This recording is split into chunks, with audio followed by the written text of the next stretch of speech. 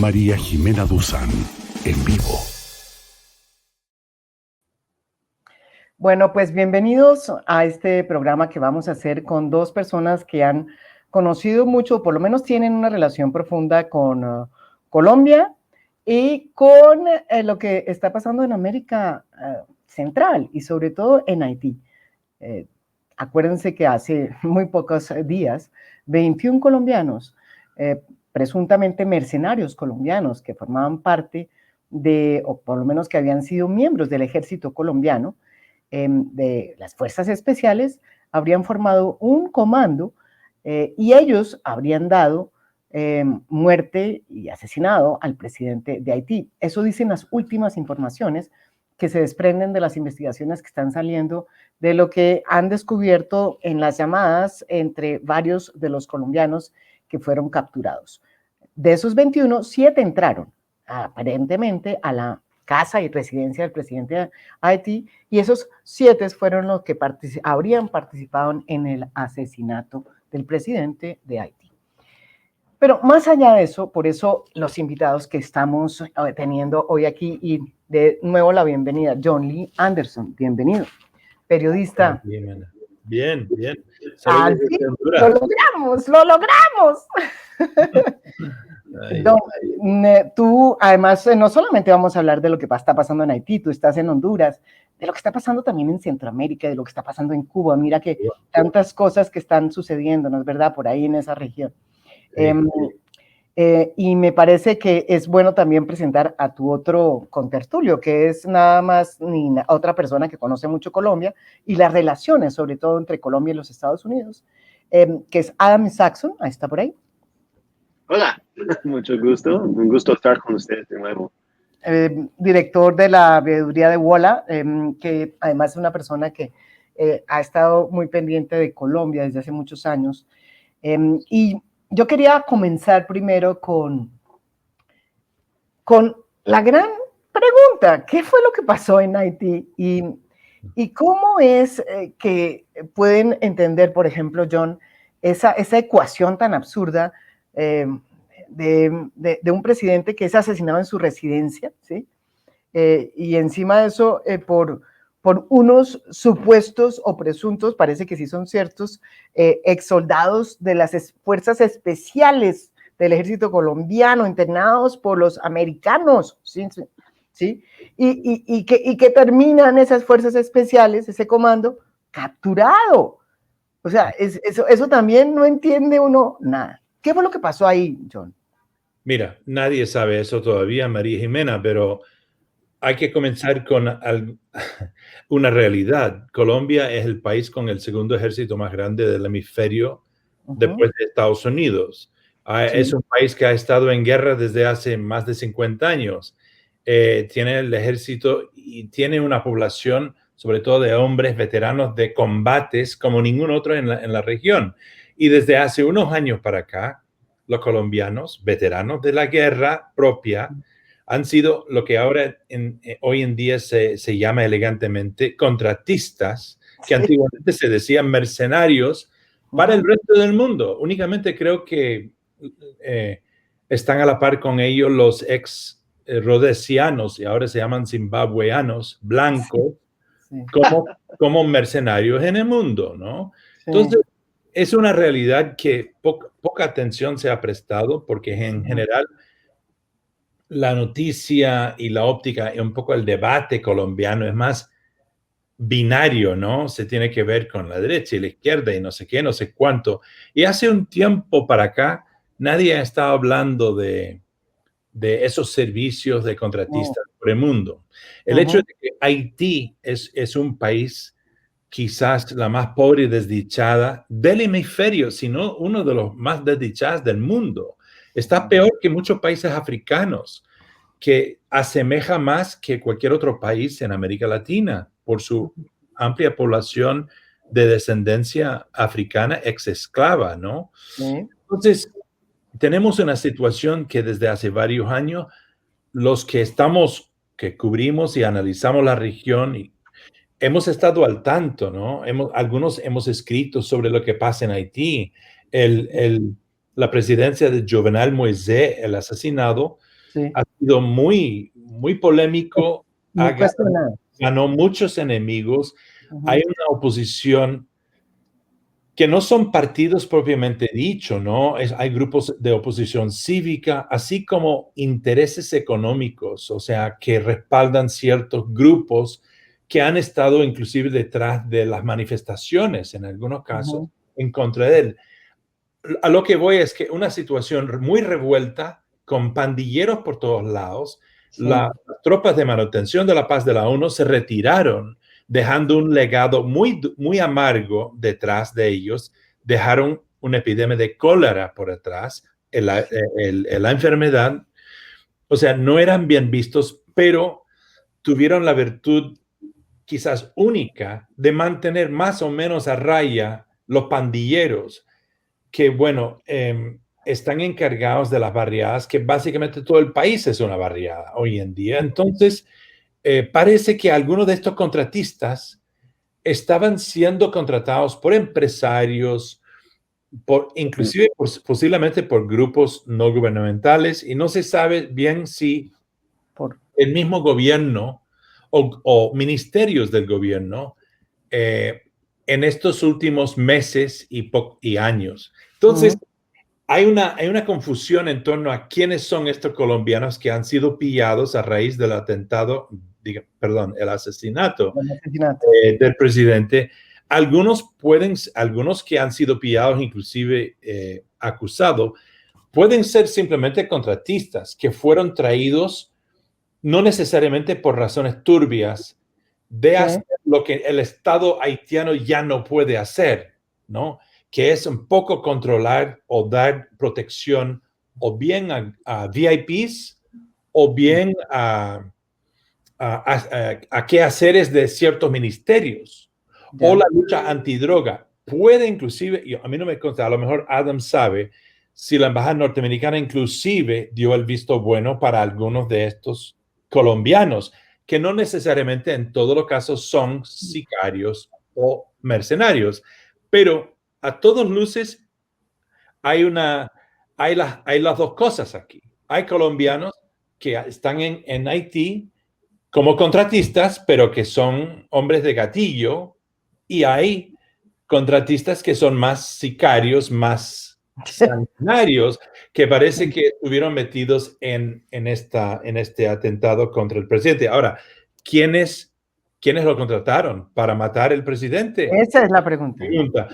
Todo indica, y esto por hablar con amigos de cierta conexión en Haití, haitianos, todo indica que hay una cosa interna. De otra manera, no se explica cómo pasaron los gatilleros varios cordones de seguridad haitiana para llegar al mismo presidente y matarlo y luego salir de nuevo. O sea, había colusión interna, posiblemente y probablemente de altos personeros en las fuerzas de seguridad haitiana y detrás de ellos empresarios o políticos de intereses y ambiciones opacas, oscuras, que poco prendieron la mecha ahí. Ahí estamos. Curioso, ¿no? Que estamos a una semana, casi una semana, y todavía está el misterio. Increíble. No se sabe. Lo y que sí sabemos... el pobre país con o sea, una cosa que nos ha enseñado a todos es que sabíamos que Haití estaba mal.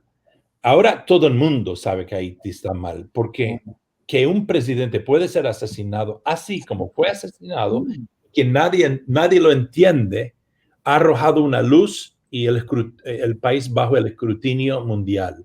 Y sabemos todos que algo hay que hacer para y con ese país, para que no siga en esta miseria en que está.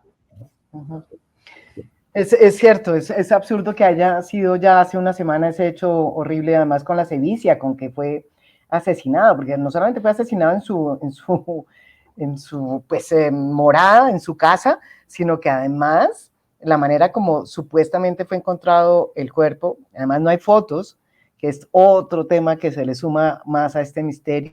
Nadie ha visto una foto del presidente Haití muerto, Sí. pero pues, se presume muerto.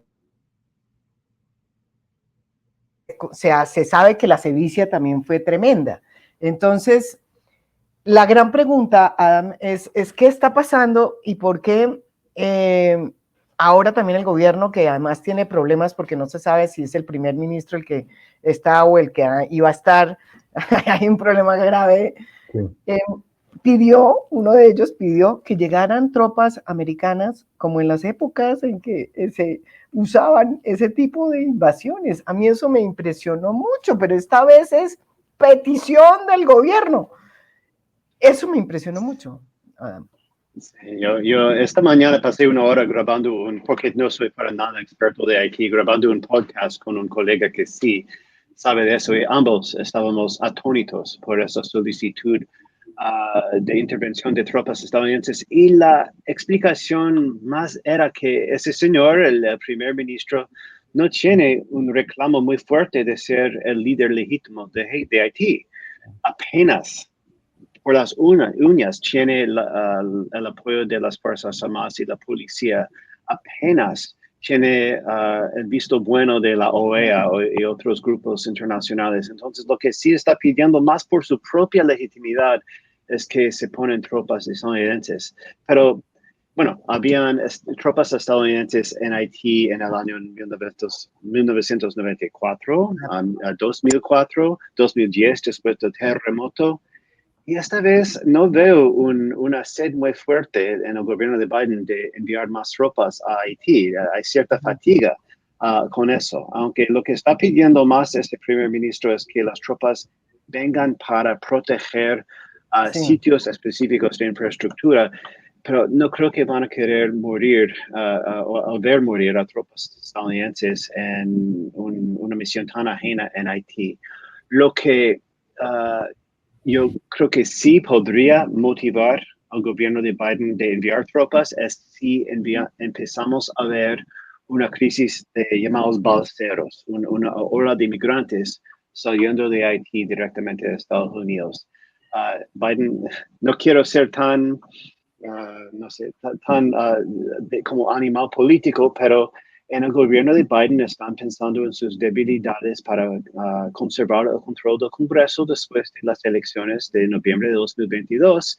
Una de las debilidades que ellos piensan que tienen es el tema de migración y seguridad fronteriza. Y entonces sí hay muchos videos de miles de haitianos llegando en balsas a Estados Unidos. Biden no va a querer eso, los demócratas no van a querer eso.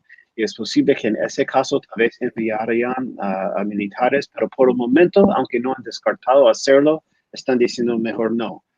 Sí están enviando a gente de FBI, tal vez de la CIA y la DEA también para investigar lo que pasó, pero nada más eso por el momento. John, uno siempre cuando ve las guerras de ahora se hacen a través de empresas, ¿no es verdad? Y se privatizó la guerra.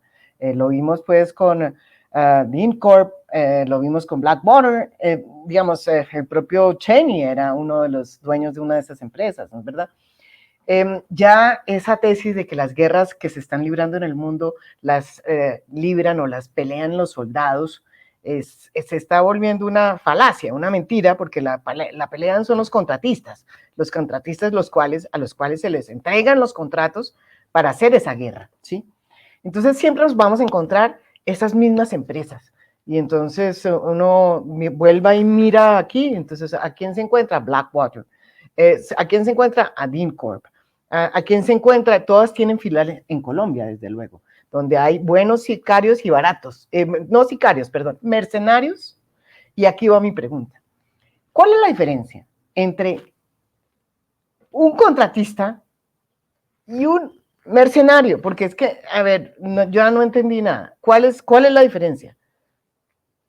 A mí te diría que el mercenario es alguien que está a la venta a cualquiera. Mira, en la Guerra Fría yo me topé con muchos mercenarios. En Centroamérica, en Asia, en África. Eran ahí los ingleses y los norteamericanos hasta conocí un mercenario japonés que era francotirador. Todos tenían algo en común en esa época, al menos los que yo conocía. Eran anticomunistas. Ujú. La mayoría veteranos de los ejércitos británicos o estadounidenses, y los franceses también tenían una larga tradición tenían núcleos de mercenarios que si tú querías mandar a un grupito a intervenir en una guerra tal, como hizo la CIA en el año 75, Kissinger contrató unos mercenarios en una revista norteamericana de mercenarios y pusieron literalmente un clasificado como un Craigslist pidiendo, no sé con qué lenguaje, y contrataron a varios, un chipriota, unos ingleses, unos chicos norteamericanos, y llegaron a Angola para pelear para una de las facciones rebeldes que estaban peleando en contra de los angoleños respaldados por los cubanos y los soviéticos. Esos terminaron mal y fueron capturados y mandados al pelotón de fusilamiento, ¿no? Fue un caso famoso, sí.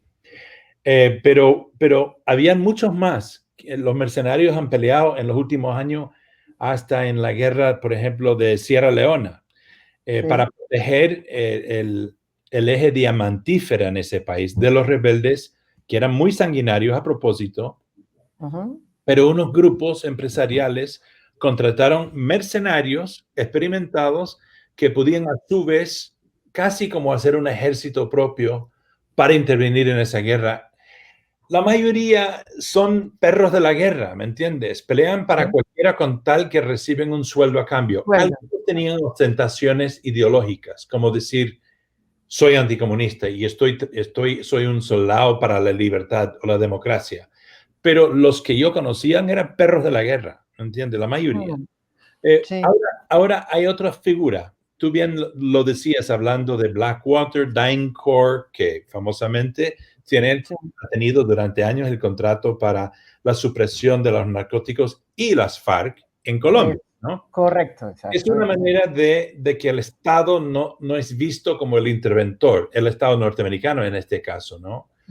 Y a partir más o menos del final de la Guerra Fría, con la Primera Guerra del Golfo, a partir de ahí vimos un patrón de comportamiento auspiciado en la presidencia del primer presidente Bush, justamente por Cheney y gente así, de desarticular un poco los quehaceres del Pentágono y hacerlo más eficiente. Eso supuestamente fueron los argumentos. Entonces, algunos aspectos que antes los pagaban los pagadores de impuestos directamente al Pentágono y que el Pentágono se encargaba, ya lo hacían grupos privados. Y eso ha incluido estos grupos de seguridad, contratistas. Por ejemplo, últimamente estás viendo los noticieros de la retirada de Afganistán, ¿no? La guerra de años. Sí. Bueno, ahorita no se sabe si hay americanos, ya no hay norteamericanos supuestamente en Afganistán, pero digamos, revolviéndonos unos 10 años, yo me acuerdo que famosamente había como 150,000 tropas extranjeras, que incluía coalición, británicos, que suecos, que no sé qué, que no sé cuánto, franceses, etcétera, con 80,000 norteamericanos. Pero como parte de esos 150,000, te aseguro que por lo menos 70,000, sino 80,000 eran contratistas. Soldados de los mismos países, pero cumpliendo funciones ya en contratos privados, como pagados por los gobiernos. Y muchas veces off the books. No necesariamente off the books en algunos casos, sí. O sea, algunos cumplían trabajos sucios. Pero en otros casos, pues no, simplemente eran los que hacían ciertas funciones que antiguamente hacía el ejército mismo.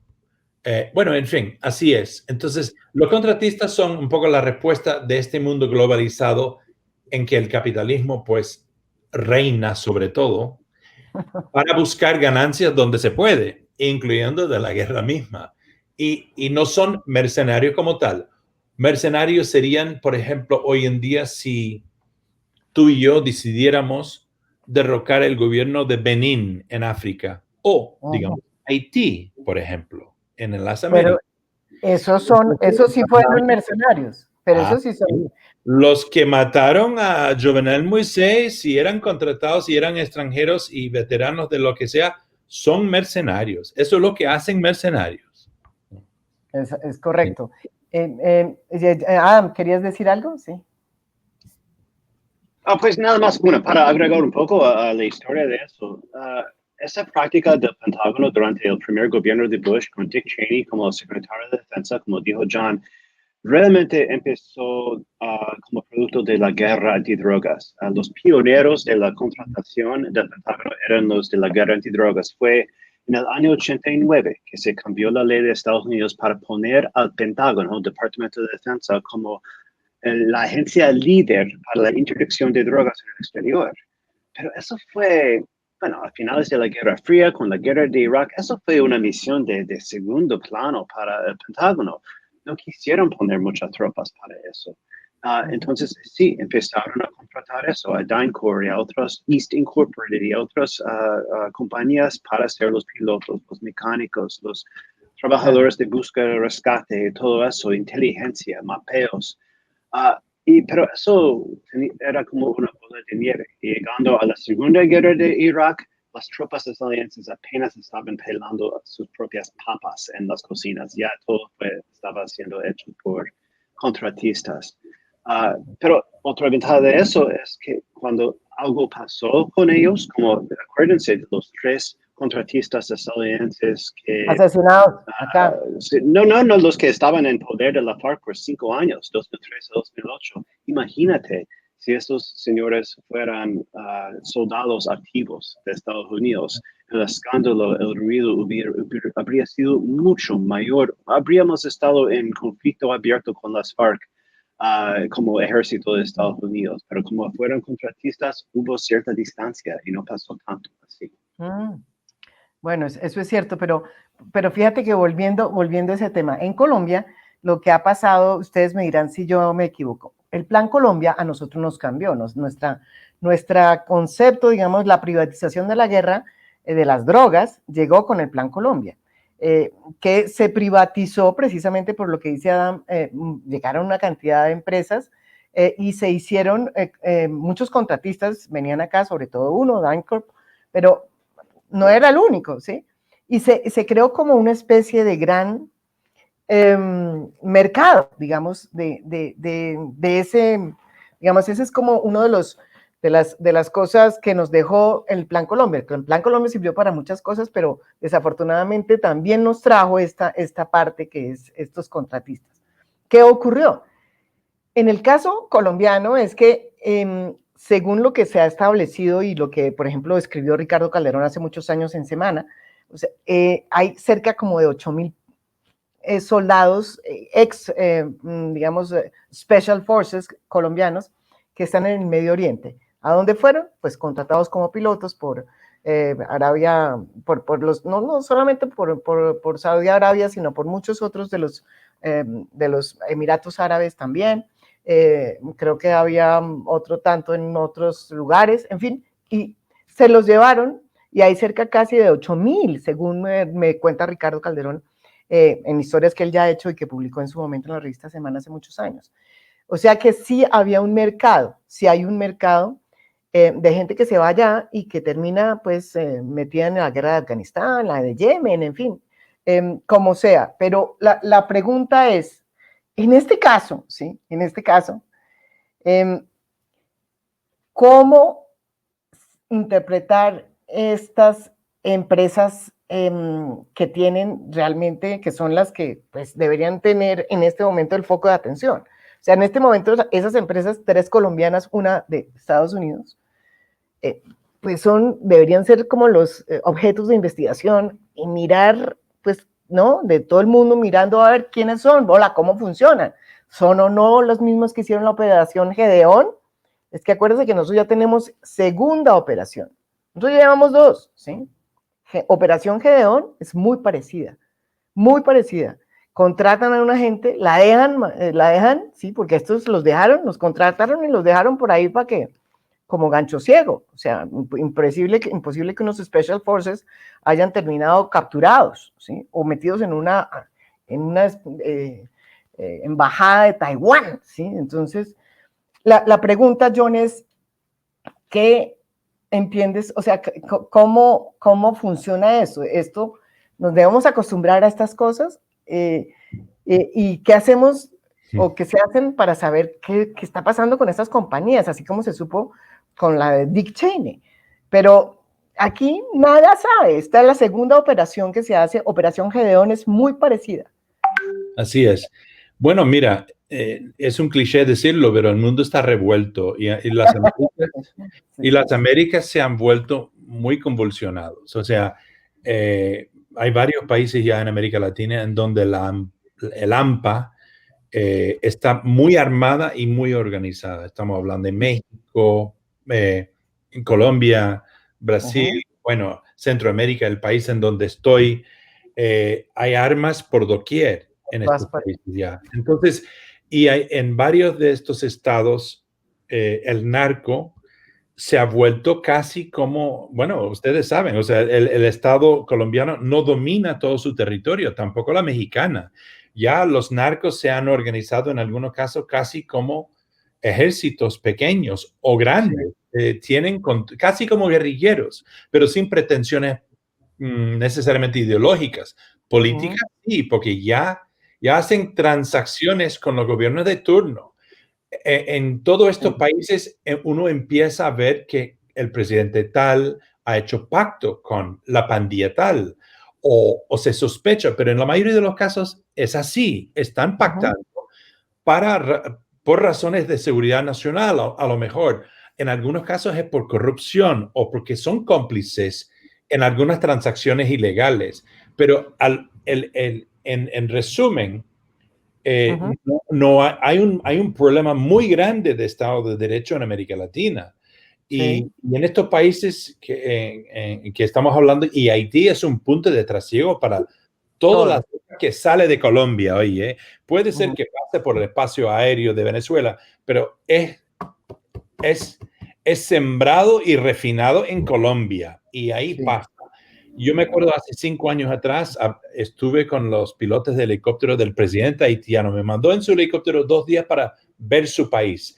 Ellos, contratistas de la República Dominicana, me dijeron que había un montón de pistas aéreas que ellos no controlaban y que el presidente, su empleador, su jefe, no controlaban en el país. Es decir, es un punto de trasiego casi a las expensas de quien quiere aterrizar ese país de Haití. Y yo, desde la muerte de Jovenel Moïse, yo dije, por aquí en alguna parte está el narco metido. El narco. Qué casualidad que los que lo mataron eran colombianos, perdón, pero la 2 más 2 es 4, no es una matemática bastante sencilla, yo creo. Ahora, eso no quiere decir que Jovenel Moïse fue narco o estaba pactando con el narco. Pero yo tengo la sospecha de que cualquiera que llegue a la presidencia en Haití, un país tan precario y frágil, se tiene que pactar en algo con grupos ilegales, y supuestamente lo estaba haciendo él también. Ahora, de locales, porque los pandilleros controlan la ciudad y el secuestro y los tiroteos estaban fuera de control. La policía misma formó una pandilla y se ha peleado a calzón quitado con otros policías en varias ocasiones ya en Port-au-Prince. O sea, esto es como una película de Batman en donde el pingüino ya tomó Gotham. Esto es lo que se trata en Port-au-Prince. Estamos hablando de una situación realmente de desmoronamiento del Estado. Entonces, cuando hay desmoronamiento del Estado, los que buscan lucrarse o que están en actividades ilícitas, economías negras, por decirlo así, se aprovechan como sea. Y entonces es muy cierto que en Estados Unidos y Colombia hay estos grupos, estos compañías de seguridad, muy pocos vigilados. Acuérdate que en la era Trump, la tenencia de armas, la aportación abierta de armas en varios estados, es como si nada ya, además de las masacres en las escuelas y supermercados. Entonces, si está fuera de control el uso de las armas de manera ilegal y criminal y sanguinaria en Estados Unidos, imagínate en el resto del hemisferio. Estamos con una crisis verdadera de descontrol, tenencia de armas y un poco del cruce de fronteras entre el mundo lícito y ilícito. Y yo creo, como bien señalas, que hay que mirar muy bien a estos grupos que supuestamente son legales y suministran guardias de seguridad, protección, no sé qué, corporativa, pero que a la misma vez aparentemente se están prestando a otras cosas, ¿no? Así como en los años 70, algo parecido pasó cuando los gobiernos necesitaban buscar otros para hacer su trabajo sucio. Algo parecido está pasando. Bien hablaste yo lo llamo la bahía de cochinillos, ¿no? La operación esta, la operación. Pero ahora lo de Haití demuestra un impulso, una tendencia, un patrón de comportamiento por parte de grupos, gobiernos y ambos de buscar a lograr sus fines sanguinarios en ambos casos, sí. Con contratistas, con mercenarios. En ambos casos son mercenarios, pero fueron contratados aparentemente a través del sistema de contratismo legal. Y eso hay que echarle ojo, Pero en la medida que Estados Unidos y otros países, por ejemplo, en Estados Unidos, si hay un impulso de replegarse de las guerras, porque no quiere meterse sus soldados, ojo, va a haber más oportunidad para estos, tanto contratistas como mercenarios. Es que estamos abocados a eso, y por eso digo yo que tenemos en un año, en 2 años, tenemos esta operación de Puerto Príncipe y tenemos la operación también Gedeón, que es muy similar, que además es medio chimba, ¿no? Porque son todas invasiones, como dices tú, de cochinillos. En este caso, de esta operación de La Guajira, era nos metieron para en La Guajira, en la selva, allá en la Sierra Nevada de Santa Marta, casi los matan allá haciendo eso. Sí, los sacaron y los... ¿no? En plena luz de día. Matar a Maduro, imagínate. Para matar a Maduro, exacto. Es que no tenía mucha lógica, ¿no? Pero también fueron contratados a través de empresas aparentemente legales, ¿sí? En este caso, en Miami. Sí, en este caso, en el caso de Gedeón era una compañía con personería jurídica en Florida, y también Estados Unidos el gobierno de Trump ya había puesto un precio sobre la cabeza de Maduro, entonces estaba cumpliendo algo que era como política. No hay política de Estados Unidos que había dicho que es interés de Estados Unidos matar a Juvenal Moïse. Entonces, si esa compañía tan oscura que se llama TCU, algo así, que se opera de una bodega sin... Se llama GTU, sí, GTU. Ahí en Miami, que ni siquiera tiene como señal en su bodega ni nada, haciendo eso en una misión de matar a un líder extranjero, eso es algo un poco nuevo. Hemos visto a colombianos exmilitares trabajando como sicarios para el narco, para los paramilitares dentro de Colombia.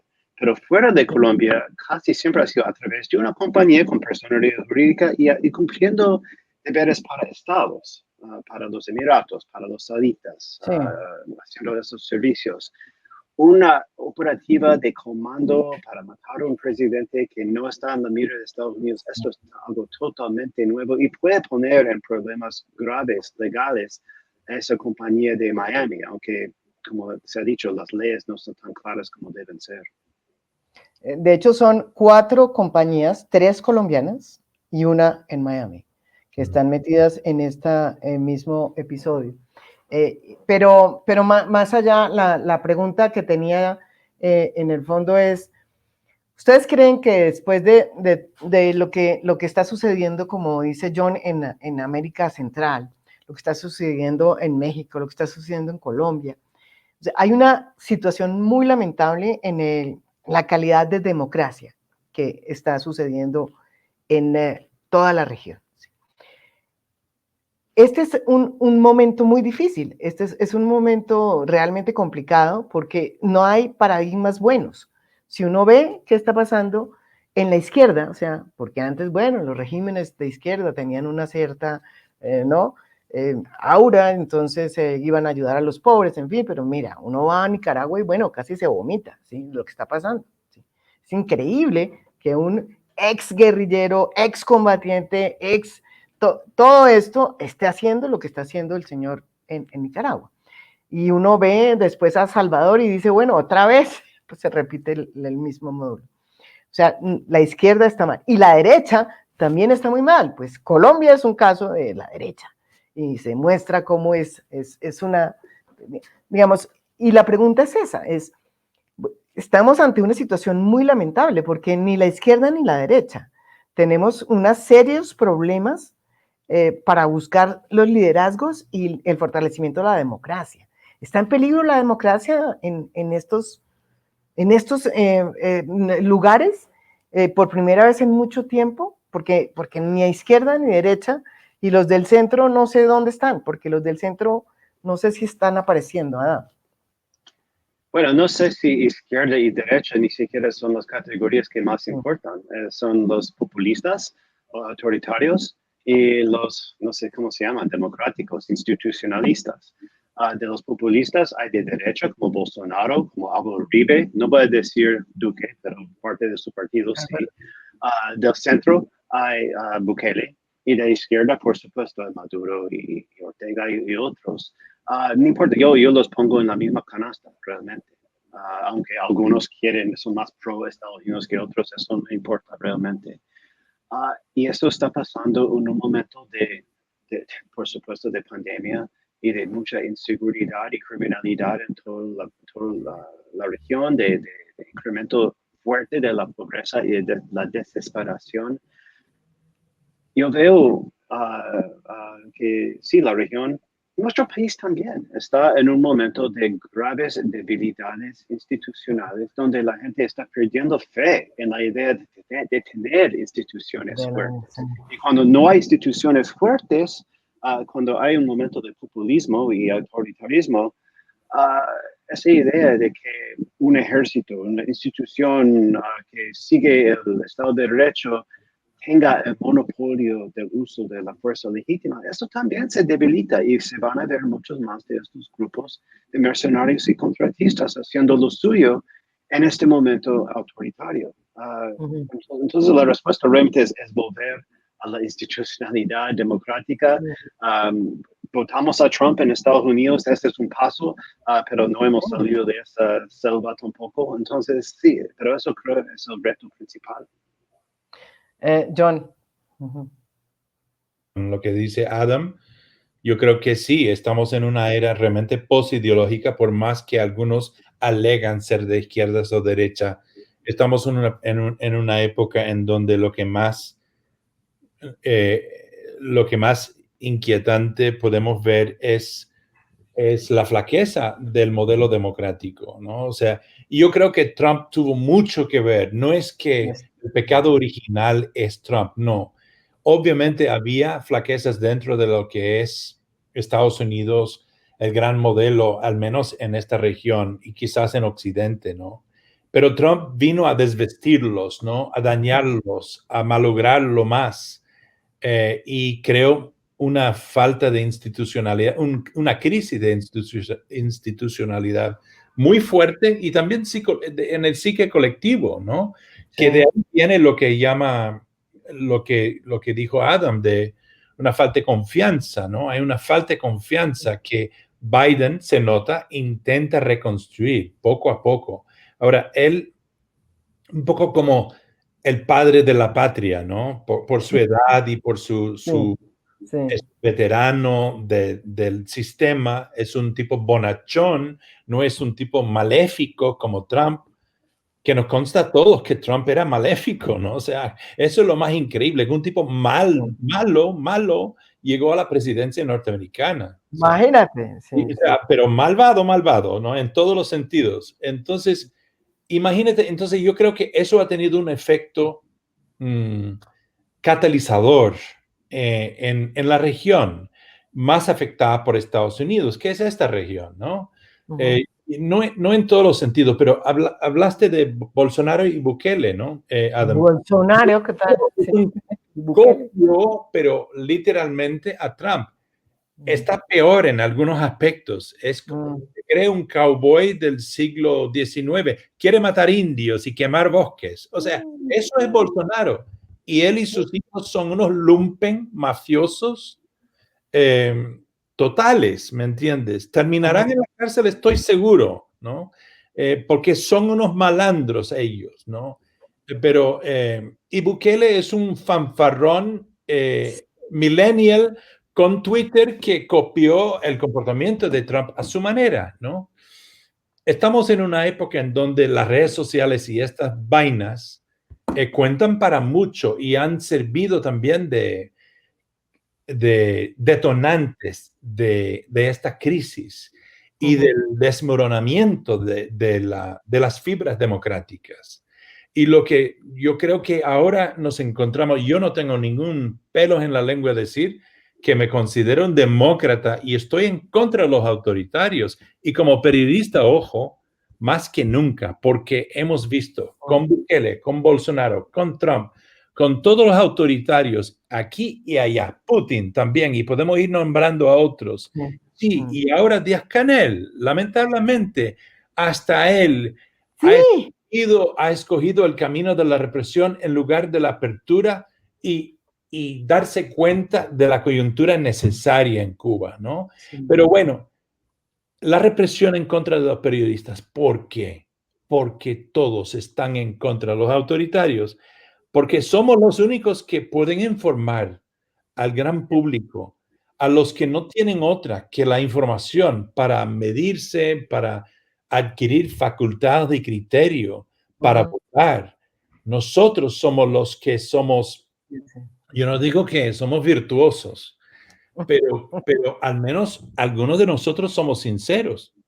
Queremos hacer las cosas bien. No estamos siendo pagados por alguien oculto, ¿no? No estamos sirviendo unos intereses ocultos, ni el fake news, ni todos estos inventos del trumpismo. No. Entonces, nosotros somos, aunque no los queremos, soldados de la democracia. Y eso no tiene etiqueta. No quiere decir que somos capitalistas. No. Los socialistas y los capitalistas tienen más en común que estos malditos tiránicos autoritarios, ¿me entiendes? Nosotros podemos entendernos. Yo puedo hablar con un maoísta y un maoísta que no quiere cortarme la cabeza y con un neoliberal, como se llama. Fácilmente podemos hablar, pero no con los autoritarios. Podemos buscar la democracia con todo su arcoíris de diferencia de opiniones, ¿no? Claro, y ese es un poco la discusión también hoy en Cuba. Tú traías a colación a lo que sacó las declaraciones de Díaz-Canel, que también sí fueron muy sorprendentes. Es su primera gran prueba como presidente después de que los Castros se van del poder, ¿no es verdad? Y sale con una actitud, pues, que es realmente deplorable, ¿no? Contra las manifestaciones que son además totalmente lícitas. O sea, hay una situación muy difícil en Cuba. ¿Cómo piensas que va a pasar este proceso Cuba? Porque fíjate que todos esos procesos se están acelerando. O sea, hay algo en esta región que está empezando a cambiar profundamente. ¿Qué va a pasar en Cuba, John? Mira, bueno, hablo rápido. Mira, yo creo que el domingo marcó un antes y después. Es un umbral nuevo en la historia de la Revolución Cubana y en la historia de Cuba de los últimos 70 años. O sea, vimos todo, porque todo el mundo lo vio, ¿no? Todo el mundo lo vio.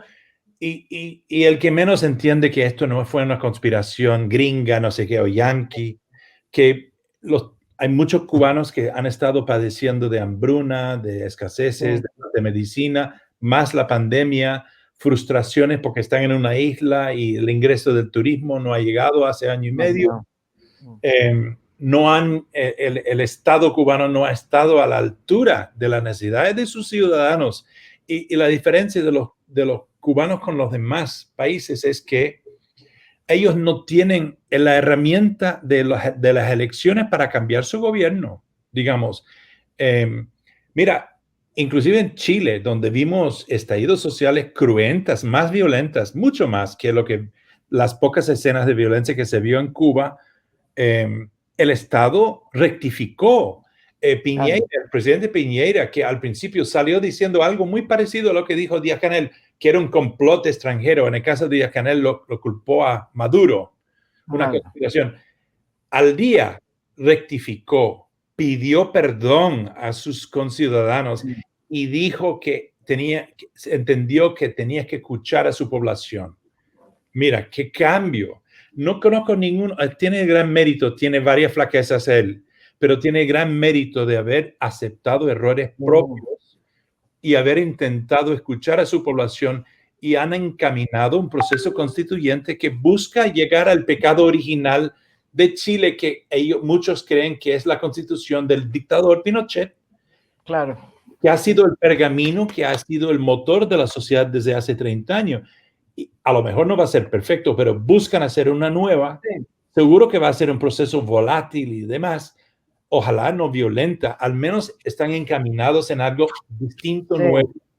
Como de la familia chilena buscando una solución a su problema. Me parece loable, muy loable. Ojalá otros países en la región con grandes problemas de atomización política. Miramos a Perú, Colombia, con su violencia de siempre, y otros en Centroamérica buscarían soluciones parecidas. Lo que es obvio hoy en día en Cuba es que el gobierno cubano ha perdido mucha credibilidad, y eso va a significar un cambio de aquí en adelante. Yo no creo que esos jóvenes, y son más de 30% de la población que tiene 30 años o menos, nacidos después de la Guerra Fría, ¿no?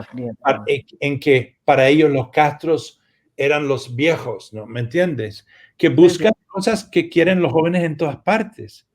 El gobierno cubano, si no quiere llevar a una situación de violencia civil, de división civil, y los cubanos son capaces de eso, ellos tienen que empezar a buscar maneras de inclusión y abrirse. Ellos no pueden ya seguir con el cuento de la revolución como la cosa sagrada, inexpugnable. No, ya pasó ese momento. Claro que Biden no ha ayudado mucho, John. Pues digamos, no ha cambiado mucho la política de Trump que impuso Trump. Biden la ha mantenido más o menos, dirías tú, ¿o no? Es cierto.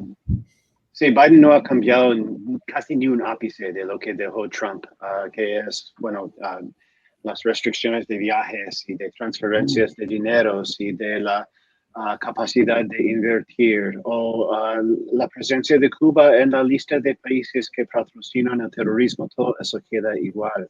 Entonces, sí, el gobierno de Biden realmente no va a ser un factor determinante en este momento del desenlace de esas protestas en Cuba. Y sobre eso yo veo como 4 escenarios posibles. Es el escenario de Tiananmen, en que aplastan totalmente con una represión fuerte, y 30 años después no queda nada de eso. O segundo, el escenario de Occupy Wall Street, donde hay un gran movimiento que se desvanece y pierde su propia coherencia. La tercera es esas revoluciones de terciopelo de Europa después de la Guerra Fría, o de lo que acabamos de ver en Chile, de que hay algo positivo que salga. Espero, ¿no? Como dijo. O en Colombia. Y el cuarto es Colombia, en que todo queda en veremos. Algo importante pasó, algo realmente sin precedentes recientes pasó, pero todo queda en veremos, tal vez esperando las próximas elecciones. Y sí, yo creo que esa tercera o la cuarta son los escenarios más probables para Cuba, que haya cierta revolución o que todo queda en veremos con la misma energía sin ser aplastado como en Tiananmen. Sí, esa es una cosa curiosa que está sucediendo, y es que hay protestas en todas partes. Fíjese, hay protestas en Perú, hay protestas en Cuba, hay protestas en Colombia, hay protestas en Chile. O sea, hay evidente reacción pues al tema de la pandemia. Y se me estaba olvidando, volviendo al tema de los mercenarios, o sea, además de estas protestas y de esta situación, digamos, de social complicada que viven muchos países, la posibilidad de que se solucionen los problemas por la vía de la violencia sube. En el caso colombiano no solamente hay que traer a colación un caso reciente, la muerte de Santrich. Según las últimas investigaciones, a Santrich lo matan unos mercenarios. O sea, o sea que es por cobrar la recompensa.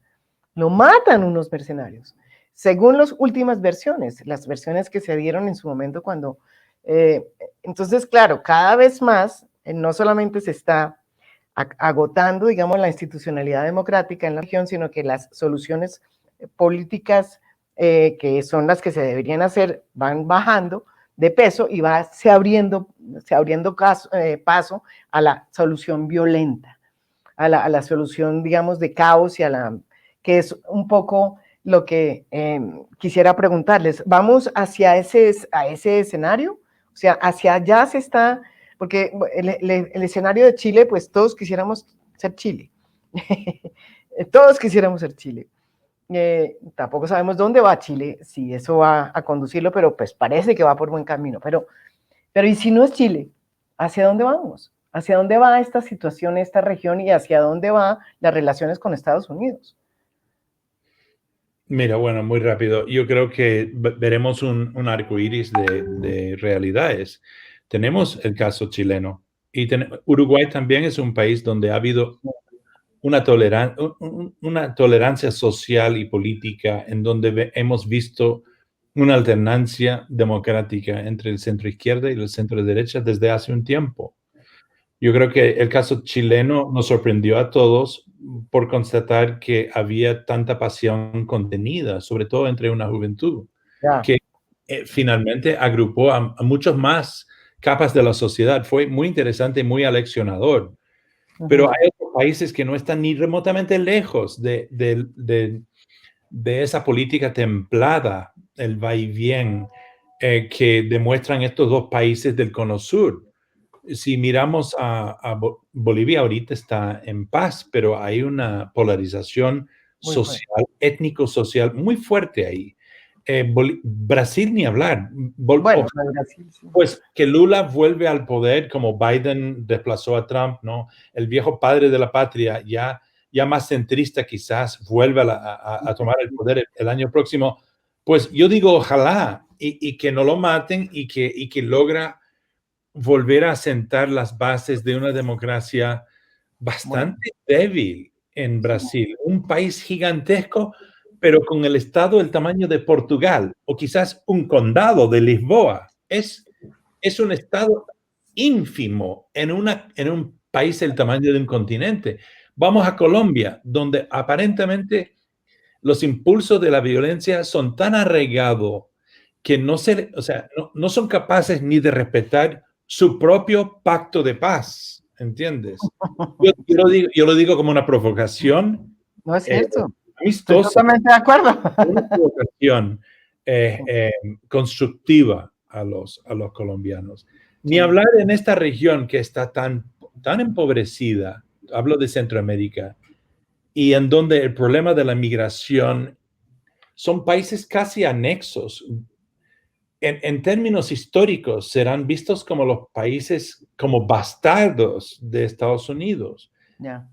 Cuando yo pienso en el famoso plan de infraestructura de Biden, yo pienso, ¿y por qué no agrega Centroamérica a ese plan de infraestructura? Porque los centroamericanos y los mexicanos son los que hacen todo el trabajo sucio en Estados Unidos. Y sin embargo, no hay un plan de trabajo migración regimentado que priva a los carteles y los mafiosos la tenencia de esas vidas y esa gente. El que menos o la que menos que llega a Estados Unidos es chantajeada, violada, robada. En muchos casos, inclusive después de llegar, tienen que pagar cuotas a los mafiosos que lo mandaron o que costearon sus viajes. Es un problema muy fuerte. Es una confraternidad criminal de vidas humanas en que está envuelto toda una región y eso se tiene que corregir. Estados Unidos tiene unas responsabilidades morales con esta región en particular y también el Caribe, ¿no? Sucumbido al trasiego del narcotráfico y de la mano de obra barata, del cual pues se avala la economía norteamericana en muchos aspectos. Entonces, yo creo que sí, francamente, perdón, yo iba a hablar corto y he hablado de más. Yo creo que estamos en una crisis y no estamos ni remotamente cercanos al final de la crisis. Sí. Estos problemas que hemos visto en Haití podemos volver a ver en otros lugares. Sí, tenemos grandes problemas de Estado de Derecho, la falta de dominio de violencia por parte del Estado en varios países. El narcotráfico es muy fuerte, ha corrompido a mucha gente, muchas de las clases políticas, y se tiene que haber un reset y políticas audaces y valientes para enfrentar estos retos que ahora nos tragan a todos. Claro.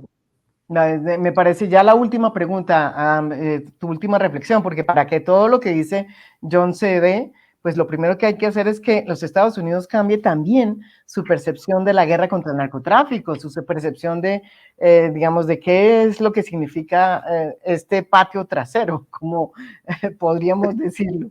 Pero eso tampoco se ve muy claro, porque tienen muchos problemas los Estados Unidos internamente.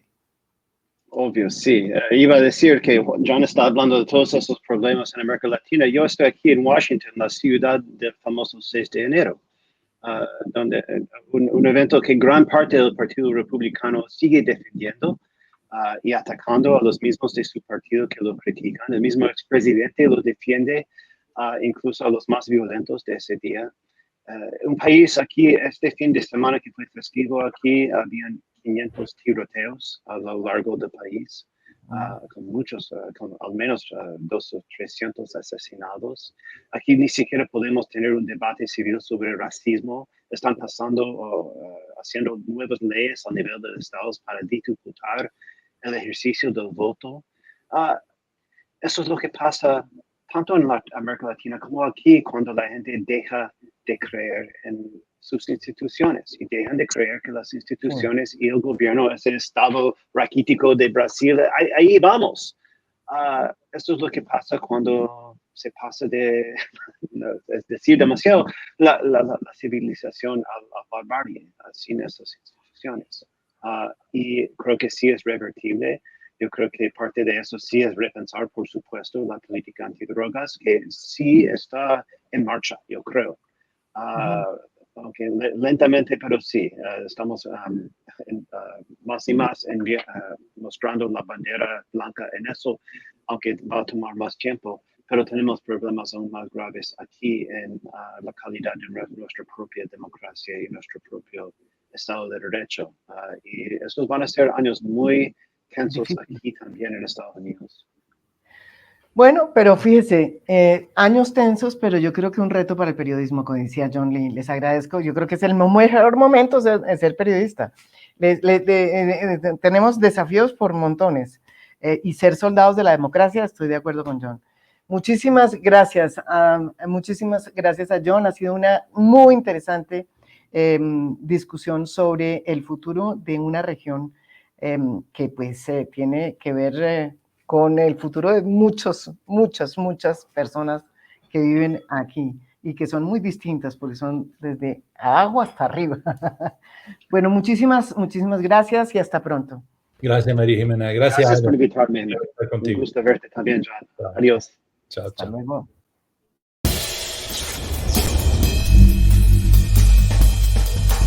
María Jimena Duzán, en vivo.